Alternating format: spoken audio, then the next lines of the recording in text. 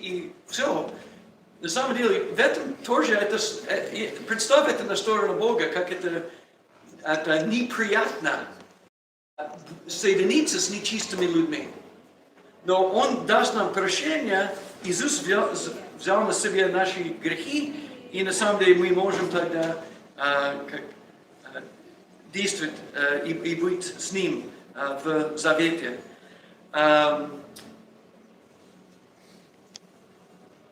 Еще раз только хотел ударить, это важно, что мы посмотрим это учение о браке и не перепутать в этом наши собственные понимания или желания. Бог рисует для нас невероятные брачные жизни. Как у нас есть эта история, Ветский Завет, сначала Моисей, когда они стали народ Бога, официальный, и так далее, он спасил им из Египта, и все это начинал. И мы видим постоянно в этом Ветский Завет это сердце Бога, даже когда они были неверны Ему. Но последний отрывок, хотел посмотреть в Ветский Завет, это интересное событие, когда развод сам может быть действие неверности. Обычно развод должен быть ответ для неверности. Но из-за греховного сердца людей в Израиле, они сделали развод неправильно. И в этом разводе тогда была неправильность. И где мы прочитаем это Малахи, 2 глава, стихи 10 до 16.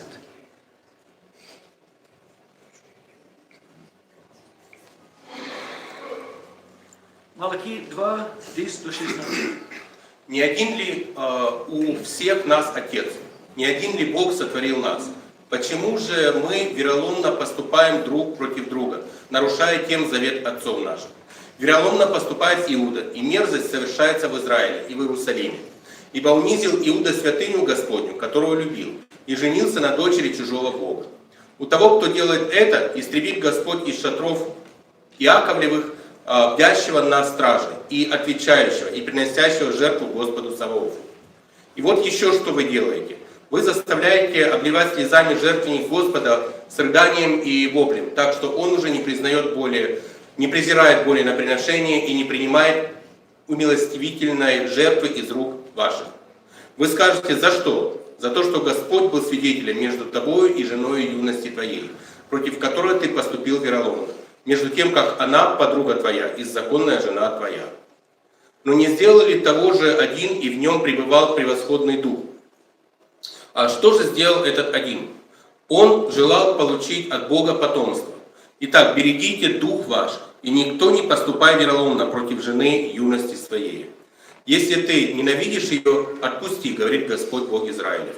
Обида покроет одежду его, говорит Господь Саваоф. Посему наблюдайте за духом вашим и не поступайте вероломно. Это интересно, как они перестроили, что значит развод, да? И это было для них только освобождение от какой-то брака, где они не хотели быть. Жена все равно была им верной, но они тогда только бросили, как можно сказать, старая жена за новой. И видно здесь, Бог очень несчастливый с этим. Это очень неправильно. Особенно использовать даже слово развода для этого. Это тоже показывает немножко, что Бог имел в виду в закон Моисея, не было только какое-то несчастье, какое-то маленькое неудовольствие. Здесь он говорит, если ты будешь бросить твою жену, и она была верна тебе, это ужасно перед Богом. И это, на самом деле, раздражает Бога. И это очень неприятно. Это интересно, потому что здесь по несколько английских переводов там написано «Я ненавижу развод». Окей? Но я думаю, Бог может тоже говорить «Я ненавижу смертный приговор». Я ненавижу как наказывать как люди. Как это на самом деле только он это говорил, в этом контексте мы видим, как они использовали развода, он ненавидел развод, их вариант. Потому что это было полностью неправильно, это не было защиты. Он говорил, вы должны быть как мужья защитники ваших жен, но наоборот, сейчас вы бросите ваших жен, и они беззащитники. И это ужасно, ужасно перед Богом. Бог сказал, я свидетель, что вы неправильно поступаете. И это интересно, даже если нет никакой развод, где Бог счастливый. Это развод не сделал Бог счастливым. Потому что если развод сделан по правильной причине, неверность на сторону кого-то, это не сделал Бог счастливым. И если не было как неверность, и человек только сделал развод неправильно, Бог тоже не счастливый. Вы понимаете, да? Нет никакого счастья в разводе. Но есть в разводе правильная причина для развода и неправильная причина. Понимаете? Это важно, что мы понимаем, Бог посмотрит, что происходит в сердце. И невиновен иудейский жен был брошенный, и не только этого, этот мужчина хотел жениться на язычниками. На самом деле, это двойной обид перед Богом. Бросить свою жену и второй взять язычника. Это было ужасно. Сейчас мы ходим сейчас на Новый Завет, и что-то Иисус часто говорил, я пришел исполняет закон. Не разрушит, но исполняет. И как мы видим в горной проповеди, он много объяснил на самом деле, что закон, что Бог хотел показывать. И честно, как Иисус делает стандарт выше, не меньше. Где закон, может быть, большинство говорил о действии, Иисус говорит, что происходит в сердце человека. И это очень вызывающе. Он говорит, что как посмотрит, как женщина, для мужчин посмотрит на женщину с нечистой мыслью, это как это распущенность. Это распущенность уже, да, в мысли. Это буквально не распущенность, но это в мысли распущенность. Это гораздо выше стандарт, чем было написано в Ветхий Завет, что люди это поняли. Но это что Бог имел в виду, если что-то неправильно сделать, тогда не должен об этом думать тоже. Как это должен быть, сердце должно меняться, не только поступки. Бог хочет, что наше сердце будет угодно Ему.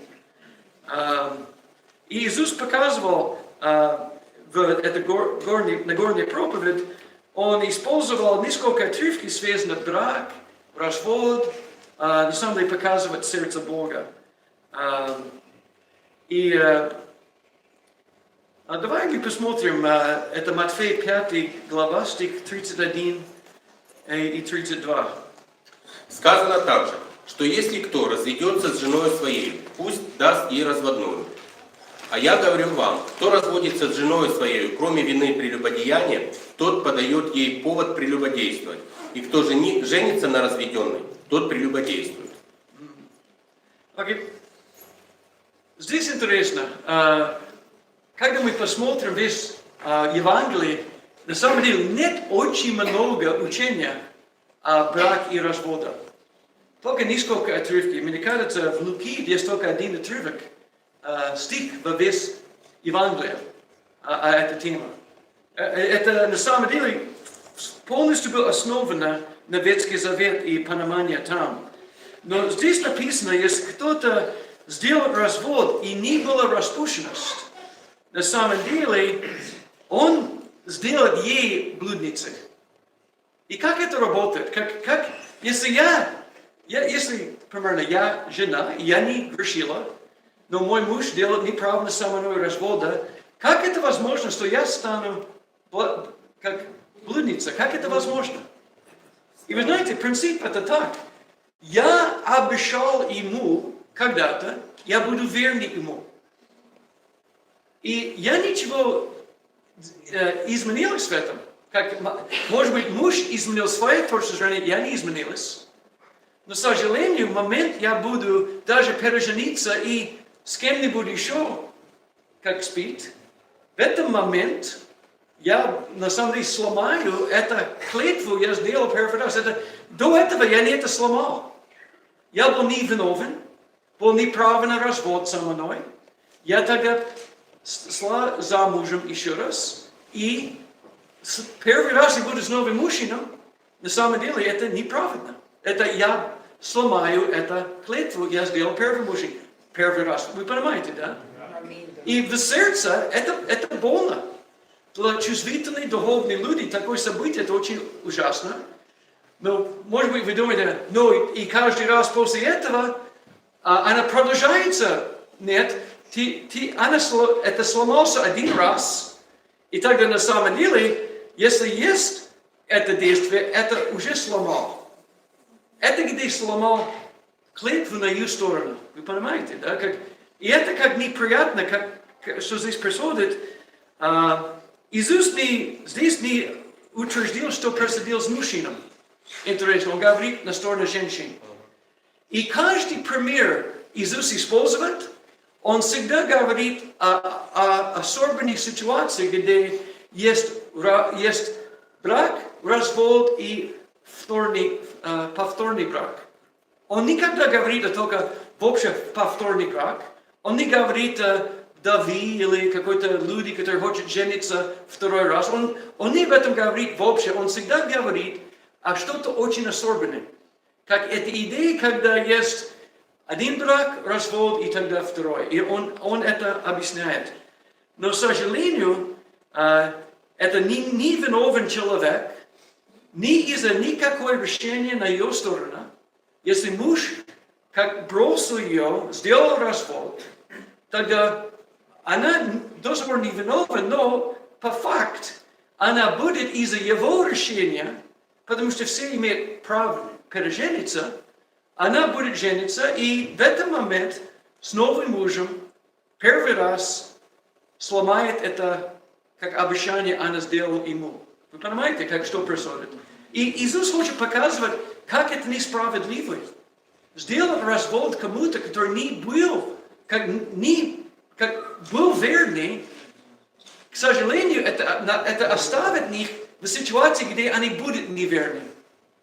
Вот эта жена, она не виновна, она была верная, но из-за его решения, если она переженится, будет в этот момент быть неверная, это обещание первый раз. Вы это понимаете, да? Иисус хочет показывать, как это неприятно Богу, когда мы неправильно используем развода. Это неприятно Богу. И вот наследство, это неприятно это женщину. Потому что без какой-либо ее, как она на самом деле не имеет никакой воли в этом. Муж это сделал ей, и она жертва из этого неправильного поступка. И это интересно. Ты можешь прочитать это более подробно через эти заметки. Но есть по-гречески немножко интересных вариантов, где ты видишь, как, можно сказать, действие другой человек влияет на тебя. Ты пассивный стоит. И в этом смысле, когда она станет как блудницей, на самом деле это не активный, это пассивный. Через это активный, как можно сказать, она переженилась, это активно, она пассивно станет блудницей. Вы понимаете, как это, ее статус изменился, но это на самом деле, это как она чувствует себя. Я не могу это представить, но я только понимаю, если я очень любил как супругу и как был верный, и тогда был развод, так ужасно. Потому что я сделал столько же я мог, и это не работало. И тогда я хочу иметь как супруга, я буду пережениться. Тогда есть, на самом деле, это больно меня и несправедливо меня лично. Это важно, что мы размышляем чуть-чуть, Иисус только не дал какое-то учение вообще о разводе. Примерно, Иисус не говорит о разводе без повторный брак. Он не говорит, сделать развод, и это нормально, если нет повторный брак. Он говорит, это событие. И почему это было важно? Это не было законно в Римской империи иметь больше, чем одна как жена. Полигамия не был законной. Это значит, что иудеев раньше, когда они были свободны и жить по своим правилам, может быть, могли иметь. И вот они были такие хитрые. Окей, я буду верный мою жену, до сих пор она моя жена. Я хочу жениться на нее, я не могу иметь два жен, тогда я буду сделать развод с ней, и до сих пор держится, я не буду ни чистый, ни с кем, я буду верный ей до момента развода действовать. Тогда я свободен, я буду пережениться. И вот я такой хитрый. Бог, я был праведным и переженилась. Но что Иисус хочет показывать, на самом деле, это точно как в Малахии. Это неправильно. Сделать развод неправильно, это сам неверность. Проблема в распущенности – это неверность. Это не это действие сам, это что есть в сердце. И что интересно, ты можешь сделать через развода, точно как ты можешь сделать через распущенность. Это показывает и действует по неверности. Это понятно? Иисус говорил тоже, как на горной проповеди, если ты говоришь «да», пусть это будет «да», если нет, нет. На самом деле нам надо держать наши клятвы друг друга в браке. Посмотрим чуть-чуть еще, когда Иисус более подробно учил о браке. Матфей 19, стих 3 до 12. И приступили к нему фарисеи, и, искушая его, говорили ему, по всякой ли причине позволительно человеку разводиться с женою своей? Он сказал им в ответ, не читали ли вы, что сотворивший вначале мужчину и женщину сотворил их? И сказал, посему оставит человек отца и мать, и прилепится к жене своей, и будут два одною плотью. Так что они уже не двое, но одна плоть. Итак, что Бог сочетал, того человек да не разлучает.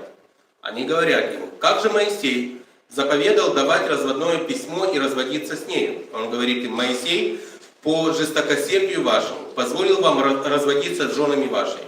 А сначала не было так. Но я говорю вам, кто разведется с женой своей не за прелюбодеяние и женится на другой, тот прелюбодействует, и женившийся на разведенной прелюбодействует. Говорят ему ученики его, если такова обязанность человека к жене, то лучше не жениться. Он же сказал им, не все вмещают слово сие, но кому дано. Ибо есть скопцы, которые из чрева матернего родились так, и есть скопцы, которые оскоплены от людей, и есть скопцы, которые сделали сами себя скопцами для Царства Небесного. Кто может вместить, да вместит. Окей, это чуть-чуть вызывающее учение. Иисус говорит, но интересно, когда он начинал объяснить ожидания Бога для брака, его ученики реагировали, может быть, лучше не жениться тогда. И Иисус говорил, нет, ты слишком серьезно меня слушали. Он говорит, вы знаете, на самом деле, может быть, это сложно быть женатым. Честно, это важно для всех, которые здесь не женаты. Я очень рад, что вы здесь. Это очень важно, что вы понимаете план Бога для брака. И когда мы сделаем какую-то красивую свадьбу, и люди обещают друг друга быть верны друг другу до конца своих дней, это на самом деле угодно Богу, и это точно, что брак значит перед Богом. Это правильно. Иисус говорил, Моисей это опустил, но это не было так с самого начала. Что он имеет в виду? Но когда Бог создал мужчин и женщин, и Он тогда создал и дал им брак, интересно, Он не в этот момент говорил, мы не это видим в Бытие 2 глава, и вы знаете Адам и Ева.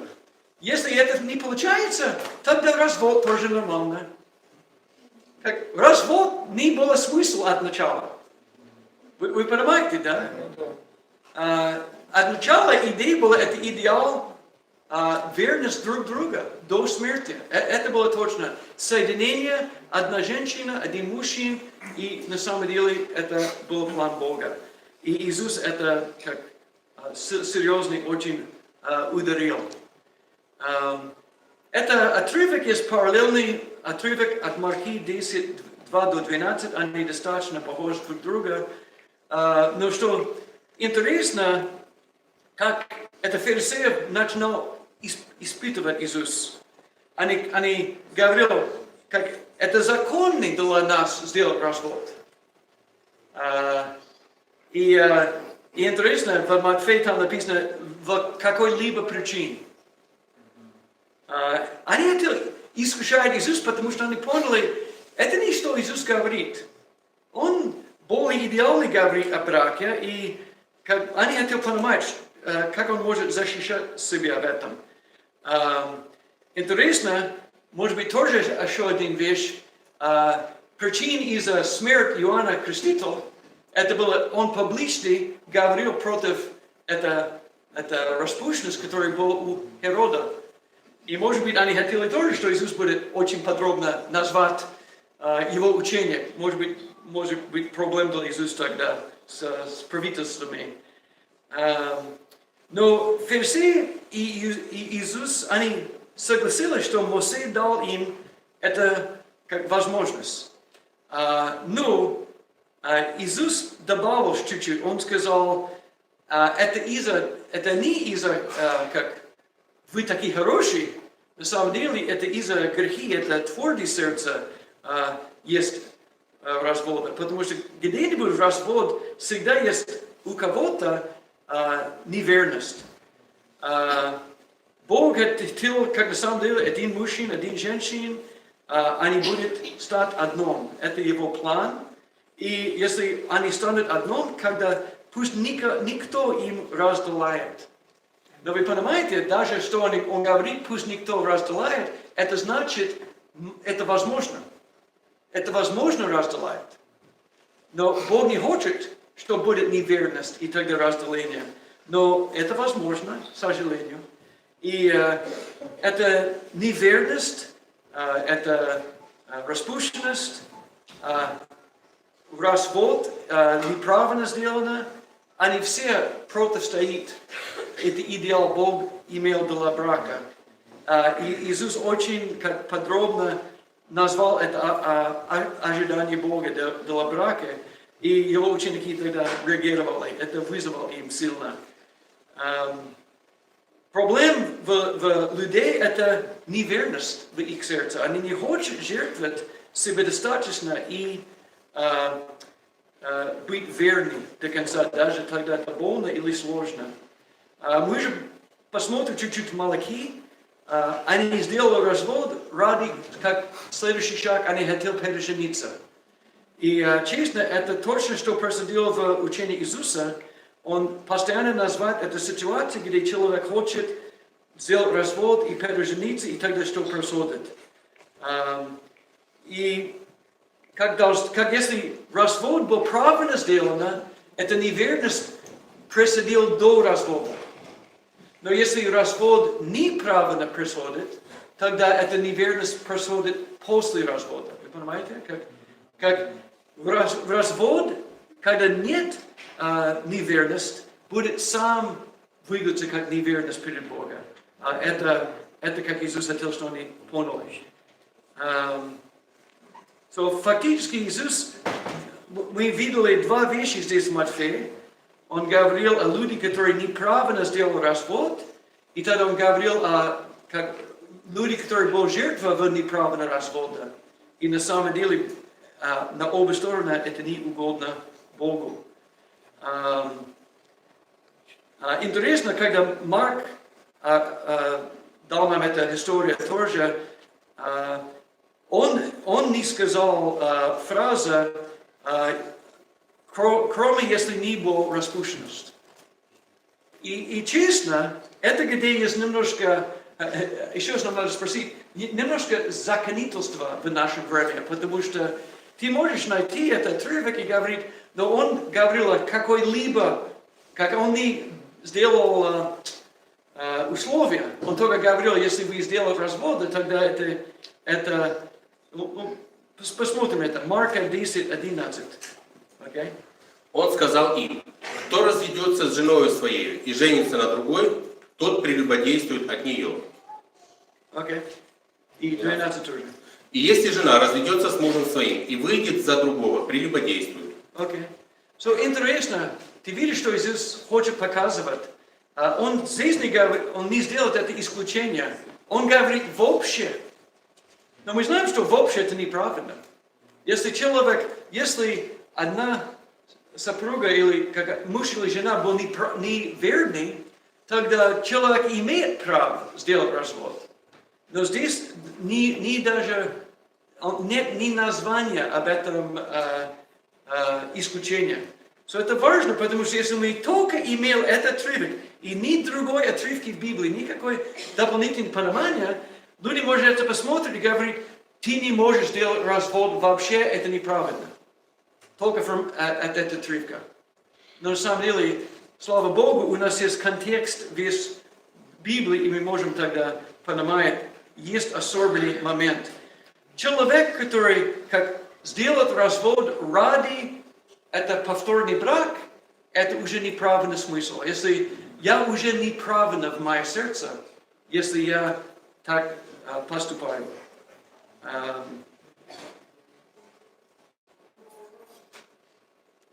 И, как я уже сказал, в весь Евангелии от Луки есть только один отрывок. И видите, что там написано, от Луки 16:18. Всякий, разводящийся с женой своей и женящийся на другой, прелюбодействует. И всякий, женящийся на разведенной с мужем, прелюбодействует. Okay. So, это интересно здесь, потому что, еще раз, это единственный стих в весь Евангелии от Лука. И здесь это говорит очень как прямо, что если кто-то сделал развод и переженится, он на самом деле неверный. Это в действии распущенность. И это важно, это принцип важно, потому что если мы говорим о правильном разводе, где справедливый развод, и в конце концов мы понимаем, в Библии есть два типа развода. Есть справедливый развод и несправедливый развод. И тогда, если это справедливый развод, большинство людей беспокоятся, они понимают, но на самом деле была распущенность, сломал это завет, тогда на самом деле они свободны после развода. Но интересно, если был несправедливый развод, люди думают, но может быть тогда что-то как мистически до сих пор действует, и это до сих пор муж и жена это не был справедливый развод. Нигде в Библии есть это понимание. Развод – это легальный статус перед Богом, который на самом деле соединяет два человека в одном. Брак, извини, и развод – это разделяет. Это точно, как написано. Вы понимаете, есть вопрос здесь об этом? Окей. Можно вопрос? Давай. Как Библия смотрит на ситуацию, когда такое часто бывает, и у меня в жизни так было, когда развод происходит не из-за прелюбодеяния одного из супругов, а по обоюдному согласию. То есть сели, поговорили, поняли, что точно не туда, не то, и надо заканчивать. Я думаю, подробно, если это не из-за распущенности, это несправедливый развод, какой-либо, как не может это объяснить. Это единственная причина, и мы будем видеть, что Павел дал дополнительный для верующий человек, который женат на неверующий, и тогда этот человек не хочет жить с ними. На самом деле, тогда, если это второй человек уходит, ты можешь сделать развод тогда. Потому что всегда развод это только, можно сказать, только праведно, когда есть неверность уже.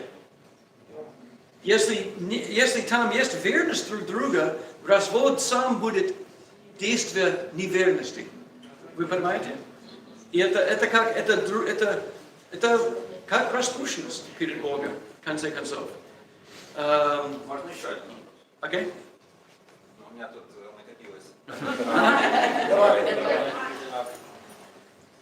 Вот ситуация, когда брак, и один из супругов умирает. Что делать следующий шаг, да, ну понятно, там траур, все такое, но там через год, 2-3 возникает какая-то новая симпатия к другому человеку, там, если делать все правильно во Христе, да, как Библия смотрит на эту ситуацию, когда вдова, например, имеет связь с каким-то другим мужчиной, или наоборот, вдовец имеет связь с другой женщиной. Мы будем видеть даже подробные инструкции на этом чуть-чуть попозже. Да, это там в Библии, есть очень прямо ответ для этого. Счет раз. Вот что интересно. Название для меня, назовите правильные причины для брака. Почему люди должны жениться? Правильная причина. Окей, они любят друг друга, это хорошая причина. Они не хотят быть одни, это тоже неплохо. Надеюсь, что они будут учиться любить друг друга. Есть еще как правильная причина. Окей. Есть какой-то общий план, мы хотим вместе строить семью, и мы хотим как партнер в этом. На Господе строить отношения. Окей, на Господе строить отношения. Аминь. У меня вопрос. Просто есть конкретная ситуация сейчас, прямо у нас домашняя. Есть брат, который был женат до церкви. Он пришел в церковь уже разведенный. Он женился в церкви. Они развелись. Она в церкви осталась у них. И там не причина была, да? Ну там, да, был развод. И он женился на женщине третий раз. И теперь он хочет восстановиться, и чтобы жена новая крестилась. И они реально соприкасаются в церкви. Ага. Прошлая жена, теперешняя. И честно, мне говорят, восстанавливать. Знаешь, я вернусь туда. Ты меня понял? Я понимаю прекрасно, но это более как... Это лучше отвечать это до конца этого урока. До конца урока только это. Окей. Это мой проблем. Я спросил вопрос. Окей. Я спросил вам, есть правильная причина жениться. Мы все понимаем, есть правильная причина. Вопрос, есть неправильная причина жениться. Назвайте несколько неправильных причин. Окей. Будет выгодно финансами. Секс? Но это хорошая причина. На стороне, естественно. Okay. Какой секс может быть? Только на стороне. Если жениться на секс, на самом деле это лучшее понимание, где секс должно быть, это согласен. Но еще влюбленность. Окей.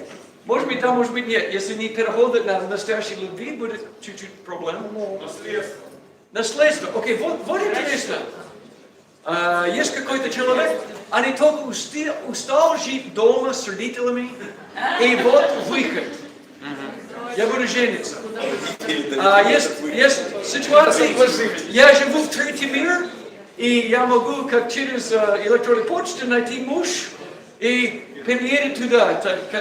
И я говорю, вы знаете, что интересно? Если есть свадьба, если есть брак между людьми, но не правильной причины, они женаты или не женаты перед Богом? Мы все это понимаем. Кто думает, они обязательно женаты?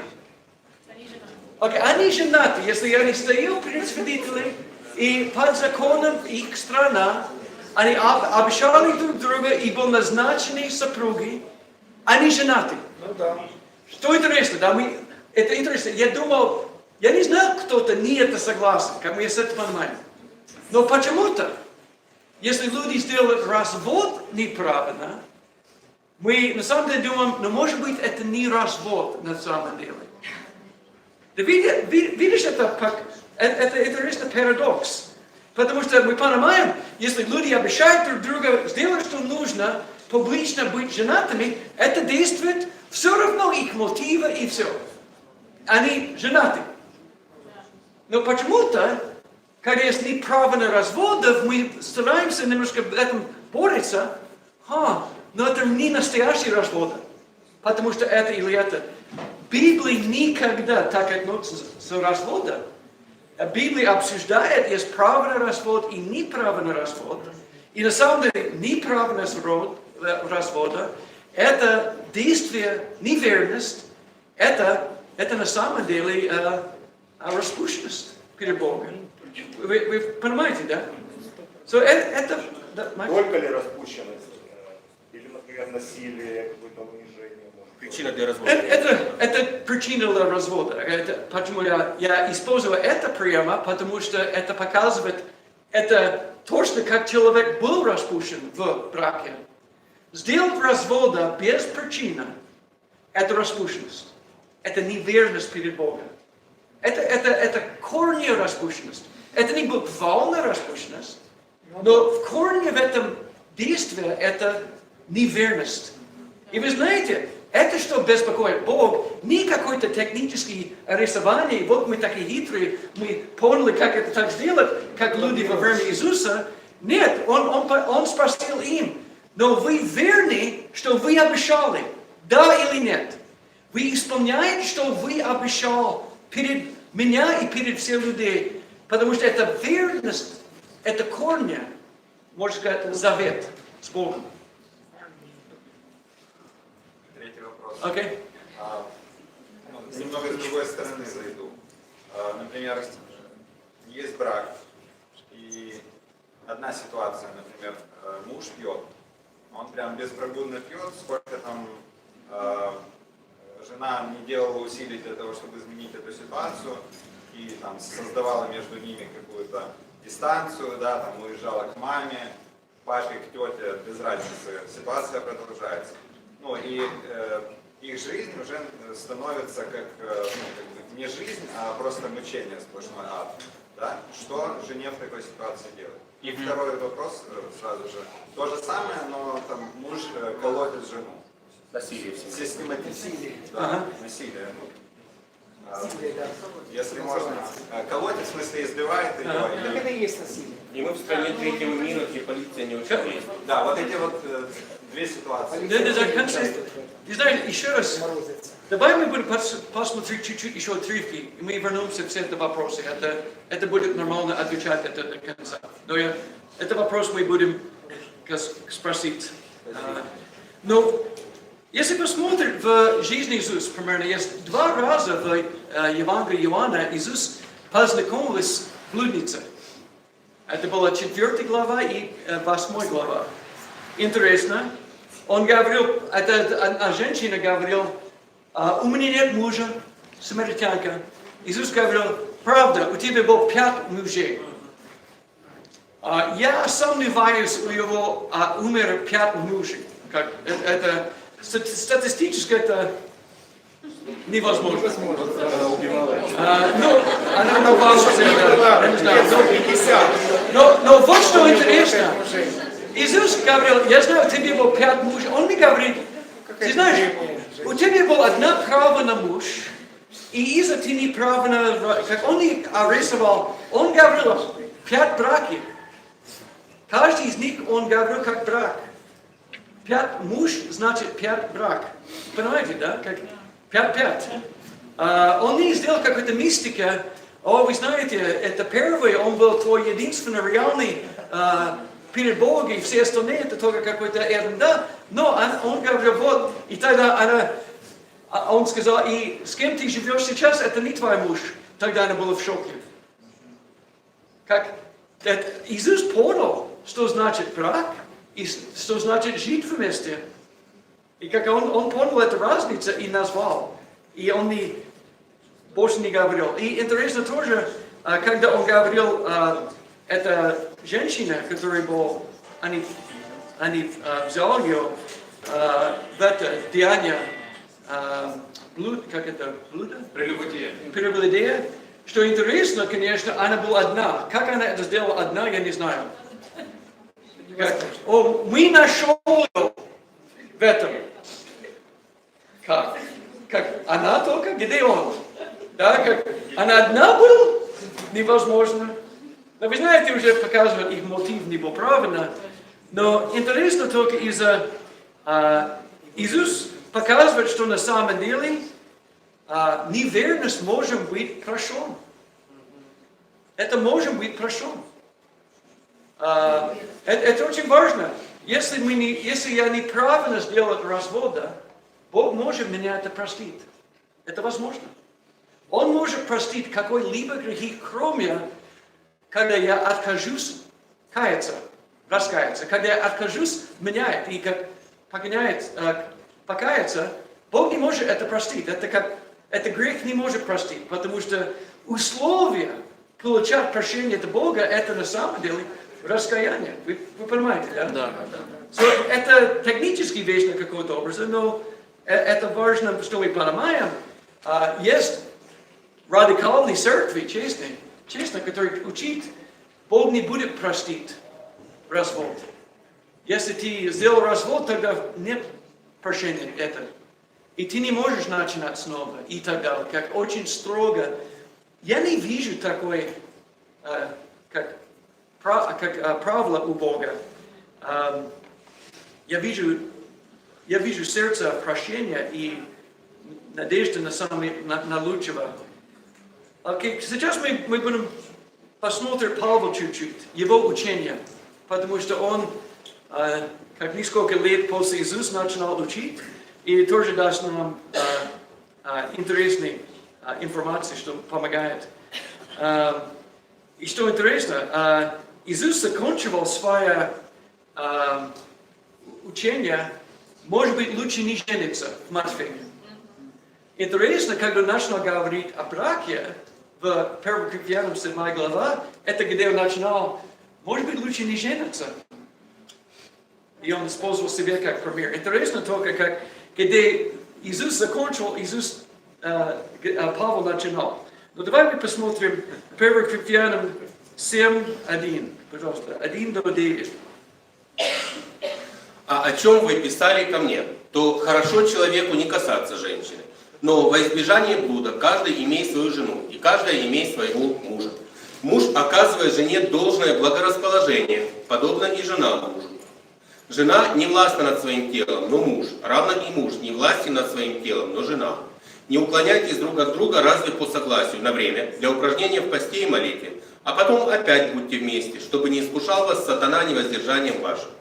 Впрочем, это сказано мною как позволение, а не как повеление. Ибо я желаю, чтобы все люди были, как и я, но каждый имеет свое дарование от Бога, один так, другой иначе.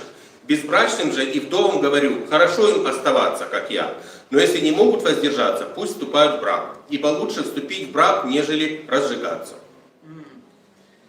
Это интересно тоже, только в этом разговор о браке, в этом завет.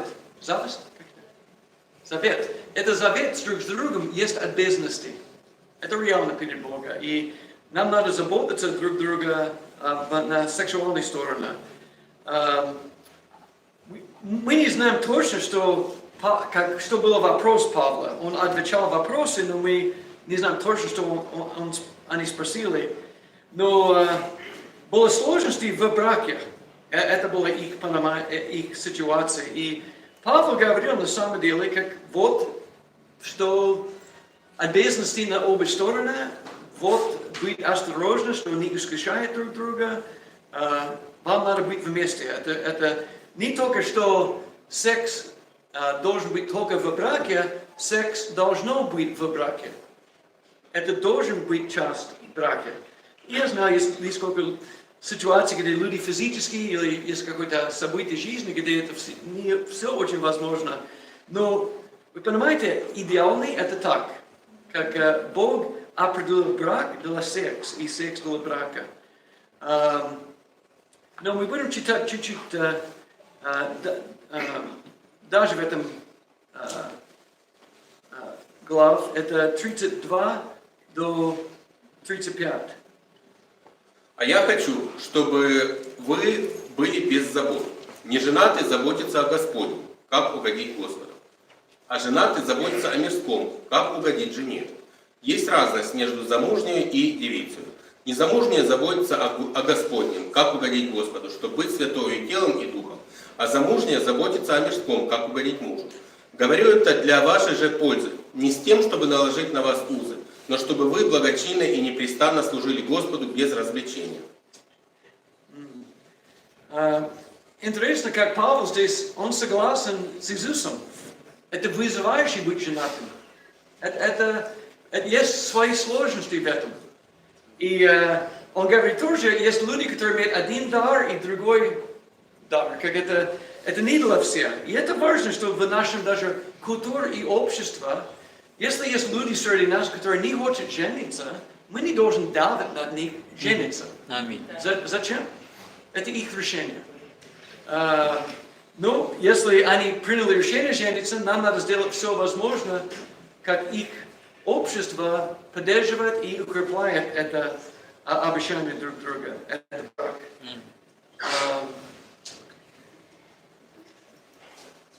Окей. Чуть-чуть дальше, тоже в этом глав, это стих 10 и 11. Это учение для женатой верующей. А вступившим в брак не я повелеваю, а Господь. Жене не разводиться с мужем. Если же разведется, то должна оставаться безбрачной. Или примириться с мужем своим. И мужу не оставлять жены своей. А впрочем же я говорю, а не Господь. Если какой брат имеет жену неверующую, и она согласна жить с ним, то он не должен оставлять ее. И жена, которая имеет мужа неверующего, и он согласен жить с ней, не должна оставлять его. Окей, пауз чуть-чуть. 10 и 11. Интересно, как он говорит, я даю вам заповедь, но это не я, это Господь. Что интересно, это когда он говорит о ситуации, где есть, как можно сказать, два верующих люди вместе. Но это тоже было условие Иисуса. Иисус, как во время Иисуса, он не проповедовал там в Иудее, и там было как смежные браки. Нет, это когда он учил, на самом деле, был как юдеев, женатый на юдеев, как это, они были один народ Бога. На самом деле это они, как понятно было. Но он будет говорить тогда, меня я что-то добавить, что Иисус говорил, потому что Иисус говорил, как люди, которые оба были народ Бога, но я буду говорить ситуации, ибо много, где может быть один супруг нет верующий. И тогда это чуть-чуть другое условие. Но вот что интересно. Читай только еще раз стих 10. Вступившим в брак не я повелеваю, а Господь. Жене не разводиться с мужем. Окей. Это заповедь. Окей. Как написано, это заповедь. Жена... Повеление. Жена не разводится с мужем. Это заповедь. Что интересно, следующий отрывок начинается. Но если она же... Вы знаете, как это возможно? Есть заповедь, не это сделать. Но если... Вы знаете, Павел жил в неидеальный мир, точно как мы. И это письмо было в ответ несколько вопросов ему.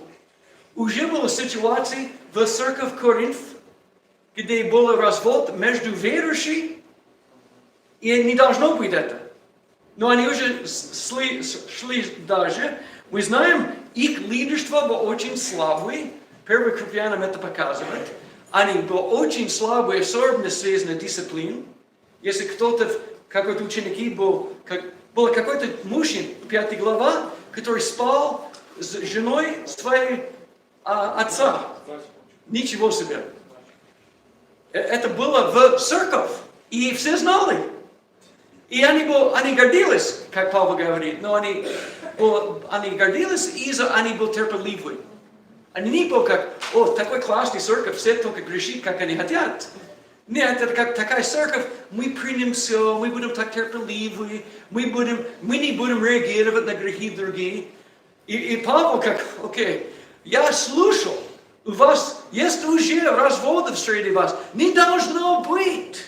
Вы понимаете, так? Контекст важен здесь. Потому что есть люди, которые говорят, видят, она сделала развода. Я хочу быть эта женщина. Она моя пример. Вы понимаете, да? Павел не опустил эта женщина уйти от своего мужа. Он не это опустил. Это был 100% против заповеди Иисуса и заповедь Павла. 100%. Но, еще раз, это не идеальный мир. Много вопросов мы будем иметь связано, мы живем в неидеальный мир. И вещи происходят на самом деле, которые не правильно настроены. Как любимый парадокс, это какая-то сестра придет и говорит, я беременна, она не жената. Это было не ученика, с кем я спала. Что сделать? Вы знаете, я посмотрю Библию, может быть, вы думаете, это легко, она надо быть одна. Но в Библии написано тоже, как люди надо заботиться о своих детях. Как это мужчина, на самом деле, там лучший вариант нет. И под условием я видел ситуации, где может быть лучше жениться с этим человеком, честно. Она уже имеет ребенок с ним, может быть лучше жениться и старается провести его Богу так. Потому что идеальный ответ нет. Конечно, делать аборт, это невозможно. Но останется одинокой мамой, это тоже не идеально. Как идеальных ответов нет. Иногда ситуация только не идеальная. И часто вот не идеальные ситуации в Коринфе. Уже люди сделали развод. So фактически это следующий отрывок. Это не какое-то чистое учение без, как только всегда должен действовать так.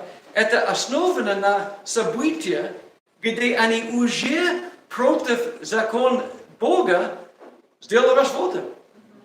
Не идеально. И тогда, на самом деле, в этом ситуации, и если была другая ситуация, может быть, она уже переженилась, как повторный брак. Тогда Павел говорит, если так, и будет еще если. Вы понимаете, если она не занимается это, что он сказал, будет еще если. Если она хочет быть учеником. Вы понимаете, да? Это не идеальный, но я был в ситуации несколько раз, где кто-то говорил, но я вижу в Коринфе был развод, да, но это было неправильно, да. Вы знаете, только если какой-то член нашей церкви выступает, это значит, что мы можем поддержать этот человек. Только если человек член церкви, они достойны поддержания всей их жизни. Да или нет? Нет, это глупость. Никто достойный полностью, да, мы все имеем свои слабые стороны и так далее. Ну, как если кто-то грешит, это не должен быть пример, наоборот, должен быть какой-то церковный дисциплин.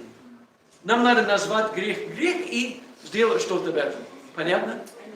Но честно, больше, чем назвать что-то грех, и тогда человек кается, мы больше не можем сделать. Мы не можем уйти обратно в время, менять, что было. Мы не можем это сделать. Как есть ситуации в жизни, ты не можешь менять. Но Бог может простить каждый верный человек, который перед него спросит, я каюсь, и я хочу следовать тебе. Бог может обязательно им не только простить, но соединиться с ними, смириться с ними. So это не вопрос здесь, да, жалко, если уже было развода. Нет, это Павел не был там, он не может это относиться, он не может обсуждать эту ситуацию, Но где-нибудь, если был развод, всегда, когда есть развод, что-то неправильно происходило. Либо был справедливый развод, и тогда был грех, или был несправедливый развод, и это тоже грех тогда. Это понятно, да? Всегда, если есть развод, где-нибудь есть грех. Вы понимаете, да? Окей. Окей, тогда мы ходим дальше. Как Павел учил верующих, которые женаты на неверующих. Окей? 12 до 16. Впрочем же, я говорю, а не Господь. Если какой брат имеет жену неверующую, и она согласна жить с ним, то он не должен оставлять ее. И жена, которая имеет мужа неверующего, и он согласен жить с нею, не должна оставлять его. Ибо неверующий муж освящается женою верующую, и жена неверующая освящается мужем верующим. Иначе дети ваши были бы нечисты, а теперь святы. Если же неверующий хочет развестись, пусть разводится. Брат или сестра в таких случаях не связаны. К миру призвал нас Господь. Почему ты знаешь, жена, не спасешь ли мужа? Или ты, муж, почему знаешь, не спасешь ли жены? Интересно здесь, это обязательно в первые веки, когда до сих пор община церкви не была очень широкой, люди обратились, и муж или жена не в церкви. Тогда был очень реальный вызов, это тоже вызов в нашем времени, когда новые люди проходят в церковь, и, может быть, они женаты уже, но только один из этой пары хочет стать учеником. Здесь, как идея здесь, это если этот человек не хочет, что его супруг или его супруг или его супруга, они не хотят, что они будут учениками, жить как учениками. Потому что Бог, здесь написано, Бог хочет, что мы будем жить с миром. Как Он Бог мир и порядок на самом деле. И Он хочет, что мы будем жить с миром. И so это вопрос, если Он хочет жить с миром с ней, не только хочет жить с ней по крышу, но с миром. Если Он хочет продолжать жить, но будет каждый день мешает ей быть учеником, каждый день не согласна, что она стала учеником, мешает ей. Это мир или не мир? Нет. Это нет мир.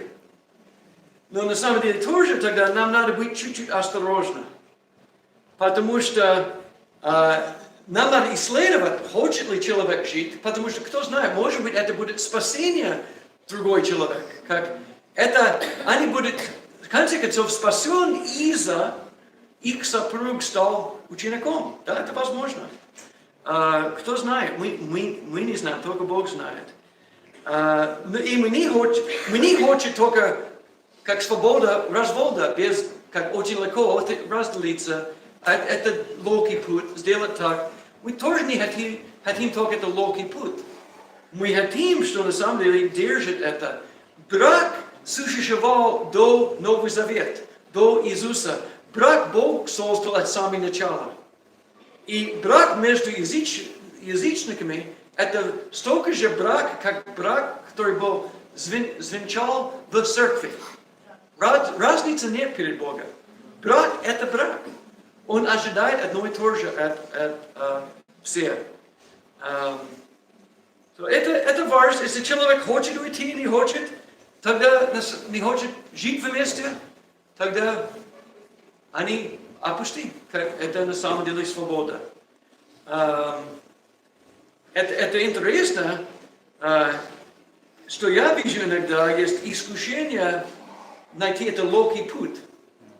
Будет более удобно, если он уйти, и немножко бросить его, да, как бросить его дома. Это там не написано. Это родитель твоих детей. Это твой супруг перед Богом. Нам нужно сделать как мог, но тоже Бог, Он Бог мир, и Он хочет, что будет мир в нашем доме.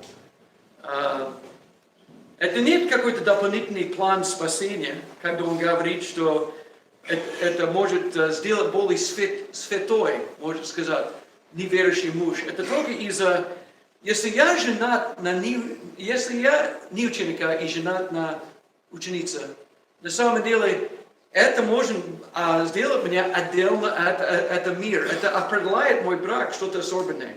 И это может на самом деле быть защитой для меня и для наших детей. Как это там. Это не вопрос прямо спасения, столько же это как разделяет это брак от мира.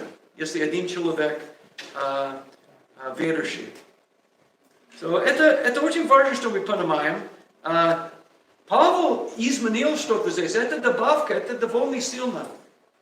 Иисус говорил только единственно справедливый развод, это когда есть распущенность. Павел говорил, если человек не хочет остаться и уходит, это тоже может быть справедливой причиной для развода. So, он добавил что-то. Но, честно, эта ситуация была чуть-чуть другой.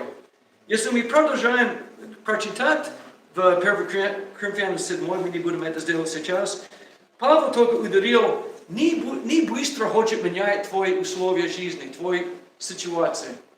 А кто знает, как Бог может это использовать. So, фактически, если ты проходишь к Христу, женат, тогда остаться женатым, как работать с этим. Если ты не женат, не ищет жениться быстро. Если ты только стал учеником, надо фокусировать на это решение и на самом деле спросить Бога. И вот 1 Коринфянам 7, стих 39, это один из вопросов, который был.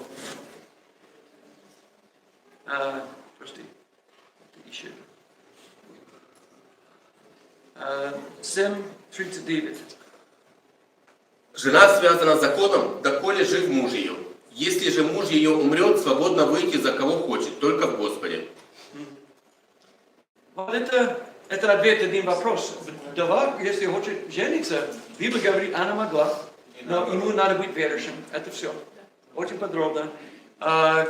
Если ты хочешь видеть чуть-чуть больше в этом аргумент, можешь прочитать Римлянам 6 глава, где Павел говорит, когда супруг умирает, тогда на самом деле завет больше нет. Как ты свободен. И он использовал это чуть-чуть пример, как через нашу смерть в крещении мы можем начинать снова, как мы начинаем снова с Богом. Но тогда, как маленький обзор, от самого начала Бог хотел, что человечество поняло его перспективу, его понимание о любви и верности. Он создал Адам и Еву в его образ, и тогда он назначил брак. Это была его идея. И идея была, что два человека должны жить до смерти, быть верны друг другу до смерти. Это на самом деле на сердце Бога. Закон Моисея показывал нам несколько более тонкие детали, показывал нам, что значит распущенность. Тоже есть правило, как заповеди, с кем мы можем жениться, что не жениться. На самом деле, для учеников Иисуса Христа это принцип параллельный. Нам надо жениться с верующими. И люди, которые похожи в нас, имеют одинаковое убеждение, как мы, или это будет мучить и мешает нашей практике, как ученики Иисуса Христа.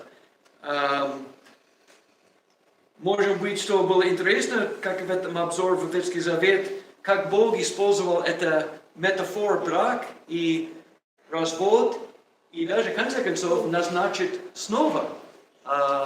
Он будет назначить новый закон. Как это все равно, что Бог готов все простить. И тогда и сложно, когда что-то происходит в церкви. Мне кажется, что у нас есть не меньше хитрые люди сегодня, чем были. И я буду назвать ситуацию, не буду сказать имя, но я знаю одну церковь, где сестра, их брак не был идеальный, вообще не идеальный. Они не были скромны достаточно найти это помочь. Она тогда влюбилась в другой человек на работу. она решила уйти и сделать развод с мужем, тогда жениться. Окей, это очень жалко, все так происходило. Но она гордилась чуть-чуть. Я не спал с этим вторым мужчиной до свадьбы. Я даже назвал себя до сих пор хороший ученик Иисуса Христа. Окей. Я сомневаюсь в этом момент, но я понимаю, ее точка зрения, она была как люди в Новом Завете, мне кажется. Но в конце концов, что-то происходило, стали друзья, пригласили ее обратно, муж шел на какое-то собрание с ней, вылюбился в церковь, через 5 недель крестилась. И тогда все люди были как, окей, что сделать сейчас? Это непонятно. И что было интересно, это точно, эта ситуация была, почему я ложил столько времени сделать это урок на самом деле. И что интересно, он стал учеником, она ходила в собрание с ним, бывший муж уже переженился в церкви, был развод, он переженился. И есть люди в церкви, но им надо оставить оба и вернуться обратно, и как было много разных мнений. Вы знаете, это было как эта женщина в 1 Коринфянам 7 глава. Идеальный вариант уже ушел, летел. Это идеальный вариант, больше нет на столе. Мы будем сделать еще 2 дополнительных разводов, и тогда... Только для вашего понимания, у нас был классный парень в Абиджан, который крестился. Что было самое интересное, у него было 2 жены. 2 жены. Они оба стали ученики.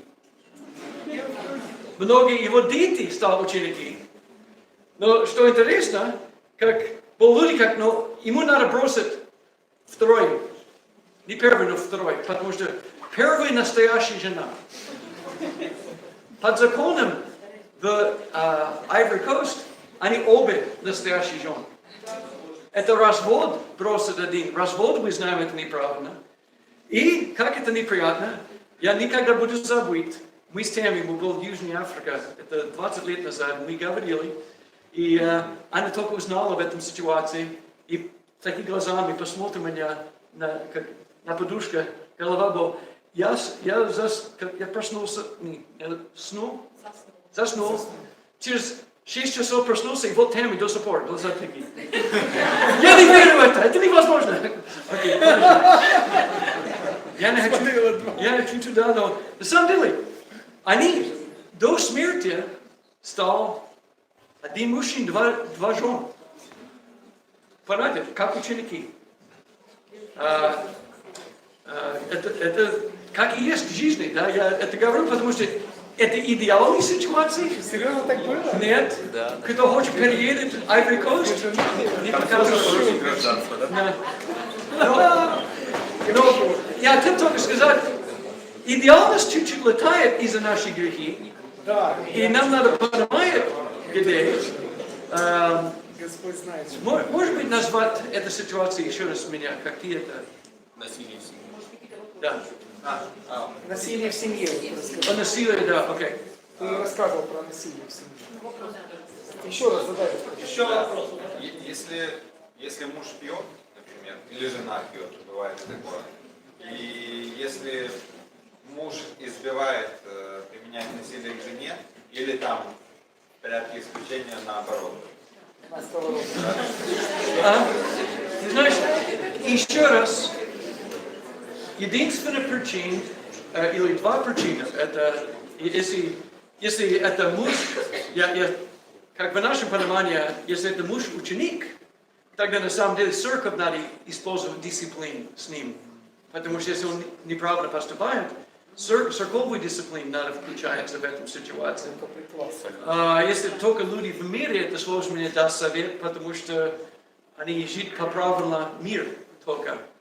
Но по Библии я буду сказать, я не могу менять, что если человек не уходит, и если человек не был распущен, Но я буду сказать, если он пьяный, и он пьяный постоянно, мне кажется, нам нужно как помочь от церкви, я буду предлагать братьев прийти им домой и сидеть с ними, говорить и стараться им помогать. Потому что церковь много пьяных людей помогала. Как на самом наша община способна помогать людям менять вещи.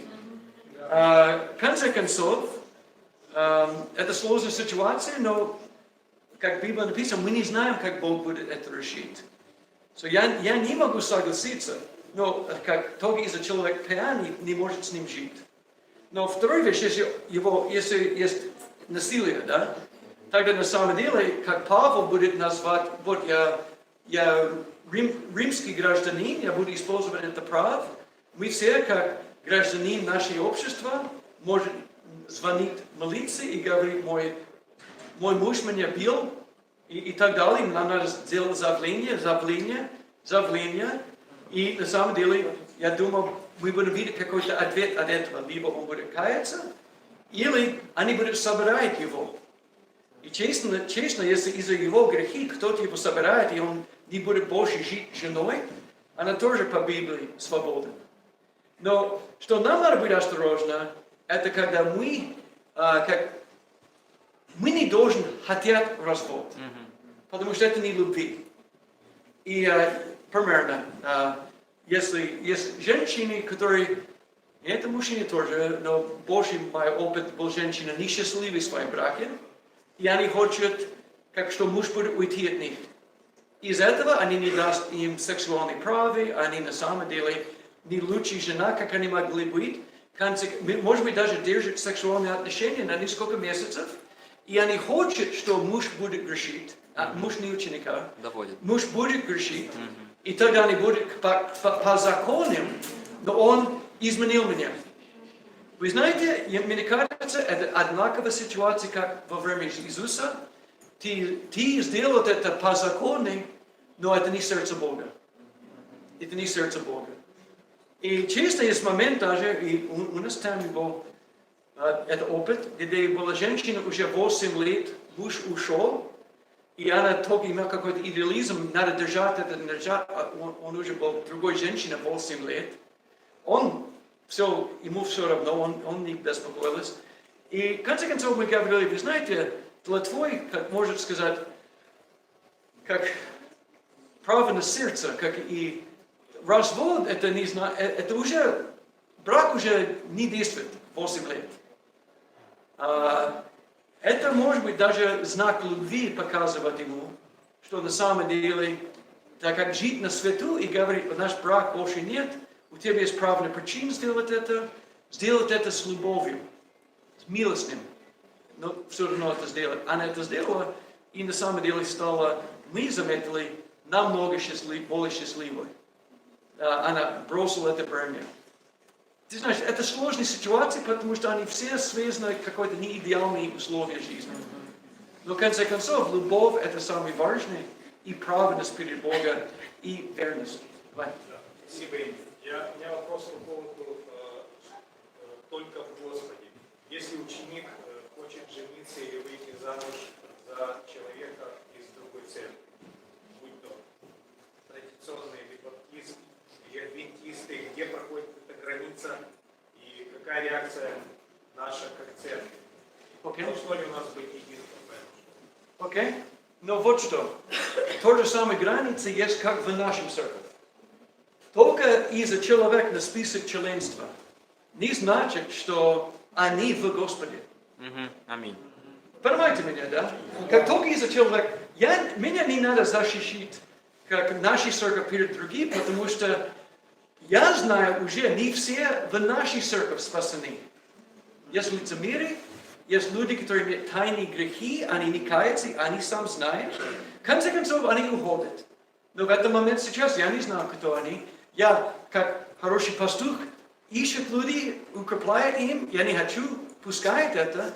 Но мой вопрос это, только из-за человека член Киевской Церкви Христа, не значит, что это достаточно, как жениться с ним. Надо узнать, столько это человек ученик Иисуса Христа, сколько они серьезно это относятся. Где они реально перед Богом? Аминь. Следующий вопрос, тогда мы говорим другие церкви. Если я не могу одобрять каждый член моей церкви, у меня вообще никакой претензии одобрять все члены какой-то другой церкви. И честно, без ученичества, без правильной доктрины о спасении в Библии, я вообще не могу сделать какой-то общий вещь. Я буду говорить один. Ученики должен жениться, крещенный ученик должен жениться на крещенный ученик. И крещение значит по правильному раскаянию и так далее, и так далее. Вы знаете эту историю. Это все. Какой-либо церковь или какой, это меня не важно. Важно это Библия и наши убеждения по Библии. Это важно. И как лидерство в этом церкви, что мы хотим сделать, это сделать наши... Вы знаете, Царство Бога это больше, чем наша церковь. Аминь.